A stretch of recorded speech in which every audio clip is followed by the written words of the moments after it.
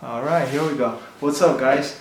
Long time no see. Just want to make a quick video about, how to convert your foreign driving license into a local Estonian one. For all your Estonian out there, good for you. You guys are awesome. But for your foreigners, if you're interested in, converting your foreign driving license over here in Estonia, I have like a few tips for you because I went through like a really lengthy, expensive, and chaotic experience, and I hope this video is gonna help you avoid as much as possible, of that process. So first thing first, a little bit background. I had a Japanese driving license. I learned how to drive in Japan, and I got it converted, just last week. It took me in total about 4 months, but there was a lot of time that could be avoided, could be saved. First, you need to know what kind of a process you have to go through, because it depends on where did you get your previous existing driving license. You have different process to go through. Some people have an easier time. For instance, if you got your driving license from an EU country or a country who signed for that 1968 Vienna Convention of Road Traffic, then you just send in your application and send in your existing driving license, and you're good to go. They will send you they will give you a new driving license in a week or two. That's it. You pay like 50-60 euros for it, and really don't have to go through any hassle at all. But for those people who got a driving license, who have a driving license that is not issued by those country, and is issued by one of those countries who signed for this 1949 Geneva Convention of Road I don't remember. Anyway, another convention. Then you need to take first a theory exam that consists of like 30 multiple choice questions, and if you got 26 of those right, I believe, then you are qualified to take the road test, which is basically you driving around with examiner in your car, and if they think you're cool, you're okay to drive in their country, then that's it. It seems like very straightforward, but they're like small things that you need to really take care of. The first tip is that if you haven't got to Estonia yet, then definitely get your foreign driving license translated and notarized before you got here, because it's gonna save you some money and hassle. I didn't do that. I got my Japanese driving license translated here. I tried, but I couldn't because nobody was qualified to do that. A certified translator who can translate and notarize, I guess.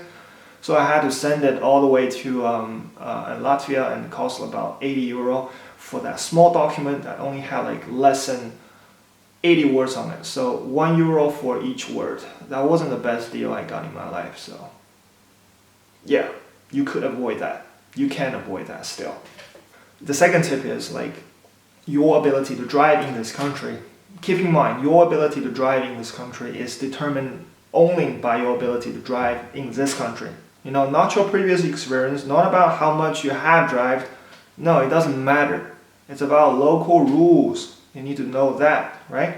And I was one of those. I was one of those cocky guys. I thought I had some experience driving, so no worry. I'm gonna be okay. Any exam doesn't bother me. It wasn't like that. There are some local, quirks here and there on the road that you need to know ahead of time. You need to do some practice before you go into that, go into that road test. In my case, the first road test was challenging, and I failed eventually because I didn't know what to do. I didn't know what to do, but I kind of messed up a little bit on the roundabout because I didn't have much experience with roundabout. Obviously, you're supposed to take the outer lane when you're going through the first exit, and if you're going to the third and the second exit, you need to take the inner lane, if there are 2 lanes available.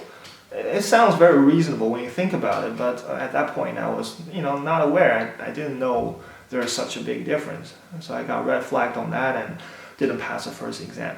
Remember, each road test will cost you 40 euros, so you better take precaution to pass, as in one go if it's possible. And the last piece of advice is, always make sure when you're submitting the application to convert your driving license, make sure you tell the officer that you want an English speaker to be your examiner in the road test.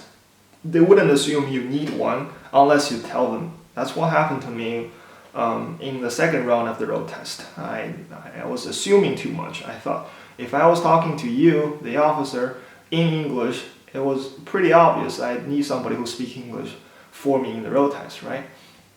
But I didn't get one. It was a very talented man who spoke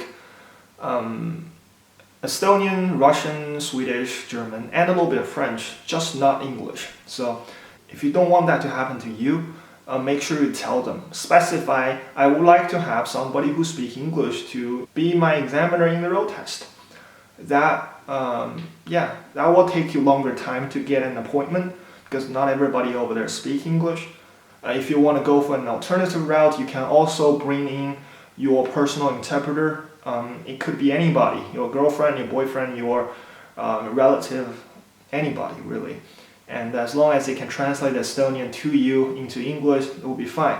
Well, on their website, they say it needs to be somebody who is certified to do the translating and interpreting. But while I was confirming that with them in the office, they said, well, they're loosening up the rules and it just haven't been updated on their website. So this is an insider tip.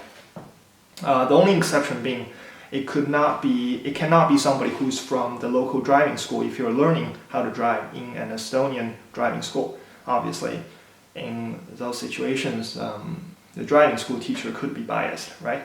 It's reasonable. I don't really recommend this because, one person giving the instruction and somebody translating on the back seat is get chaotic sometimes. But if you're okay with that, go for it. Besides that, I think that's all the tips. I spent around €300 for the whole process. It could be easily cut down to 200 if you don't screw up on the road test and if you save some money on the translation of your existing document. You see, this is the mugshot I got. And I'm gonna go out and enjoy my driving license, and hopefully you get yours as soon as possible at a lower cost than I did. Peace out.